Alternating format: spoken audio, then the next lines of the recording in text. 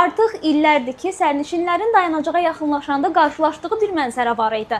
Kişi sürücülər. Bugündənsə bu mənzərəyə yeni bir sima əlavə olunur. Artıq bəzi marşrut xətlərini xanımlar idarə edəcək. İctimai nəqliyyatda qadın sürücülərin sayını artırmaq məqsədi ilə Azərbaycan Yerüstü Nəqliyyat Agentliyi tərəfindən yeni təlim proqramı həyata keçirilib. Proqram çərçivəsində qadın namizədlər avtobus sürücüsü kimi peşəkar fəaliyyətə başlamaq üçün nəzəri biliklər və praktiki hazırlıq mərhələlərindən keçiblər. Artıq 2 xanım sürücü bugündən etibarən vəzifəsinin icrasına başlayıb. Yaxın günlərdə isə daha bir qadın sürücünün işə başlaması gözlənilir.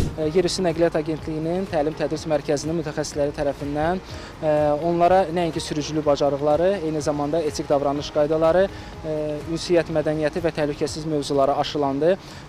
Xanım sürücülər bu təlim müddətində daima durma qaydaları, manevr etmə, müxtəlif yol sahəsində qəza riskinin minimuma endirilməsi ilə bağlı xüsusi vərdişlər əldə etdilər və xüsusilə qeyd etmək istərdim ki, mütəxəssislər tərəfindən onlar üçün tərtib olunmuş marşrut üzrə müxtəlif sınaqlardan da uğurla həyat keçdilər və artıq Bakubas Məhdud Məsuliyyətli Cəmiyyətinə müraciət edərək işlə təmin olundular.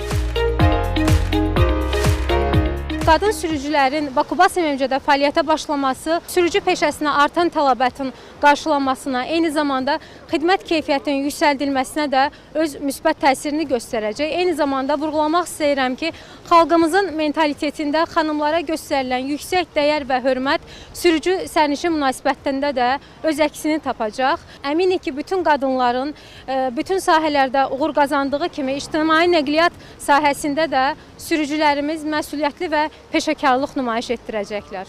Onların üzündə ilk iş gününə xas həyəcan və məsuliyyət hiss olunur. Qadın sürücülərdən biri Xalidə Səmədova üçün bu peşə uşaqlıq arzusu olub. Bu qərara gəlməyim uşaqlıqdan arzum var idi ki, avtobus sürməyi bacarım və Bakubasın iş elanına müraciət etdim, qəbul olundum, seçildim və dediyim kimi nəzəri və praktik təlimlər keçdik. 15 il sürücülük təcrübəm var. Digər xanım sürücü Rəna Cəfərova isə vaxtilə informatika müəllimi olsa da indi böyük həvəslə bu peşəni icra edir. Artıq biz xidmətə hazırıq, fəaliyyətə bugündən başlayırıq. Balaca maşında, böyük maşında, yəni peşəkarlıq tələb edir. Sərnişinlərimizə təhlükəsiz və mədəni xidmət göstərməyə tam hazırıq. Dəstək göstərən hər kəsə də təşəkkür edirik. Qeyd edək ki, sözü gedən xanım sürücülər 140 və 121 nömrəli ekspres marşrut xətləri üzrə fəaliyyət göstərəcəklər. İlk vaxtlarda qadın sürücülərə təcrübəli mentor sürücülər tərəfindən dəstək göstəriləcək.